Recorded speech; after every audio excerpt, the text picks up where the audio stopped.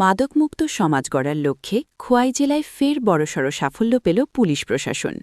কল্যাণপুর থানাধীন টুইহাচিংবাড়ি এলাকার টিংরিয়াবাড়ি গ্রামে এক যৌথ অভিযানে প্রায় ৩,০০০টি পরিপক্ক গাঁজাগাছ শনাক্ত ও সম্পূর্ণরূপে ধ্বংস করা হয়েছে।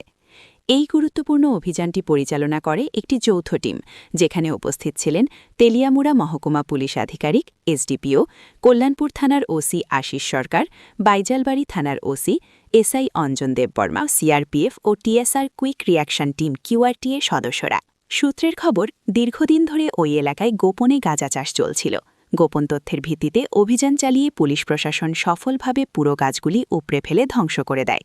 অভিযানটি শান্তিপূর্ণভাবে সম্পন্ন হয় এবং কোনো অপ্রীতিকর ঘটনার খবর নেই। পুলিশ প্রশাসনের তরফ থেকে জানানো হয়েছে, মাদক নির্মূল অভিযানে আগামী দিনেও এই ধরনের কঠোর অভিযান আরও জোরদার করা হবে। জেলার সর্বস্তরের মানুষকে মাদক বিরোধী আইনভাগে সক্রিয় অংশ নেওয়ার আহ্বান জানানো হয়েছে। ये एक कल्याणपुर पीएस के अंदर आता है हजारी तीन गड़िया। वहाँ पे हमने एक ऑपरेशन किया है जिसमें हम कल्याणपुर पीएस और सीआरपीएफ के साथ मिलके, और टीएसआर भी है हमारे साथ।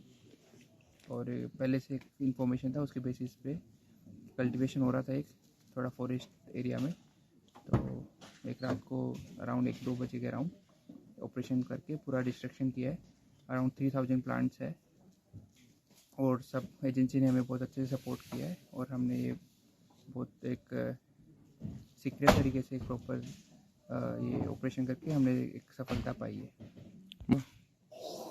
इसमें मार्केट वैल्यू से 5000 पर केजी रहता है, ठीक है। अब ऐसे प्लांट का तो वेट पता नहीं है, तो इसका कोई वैसे मार्केट वैल्यू निकाल नहीं सकते डायरेक्टली।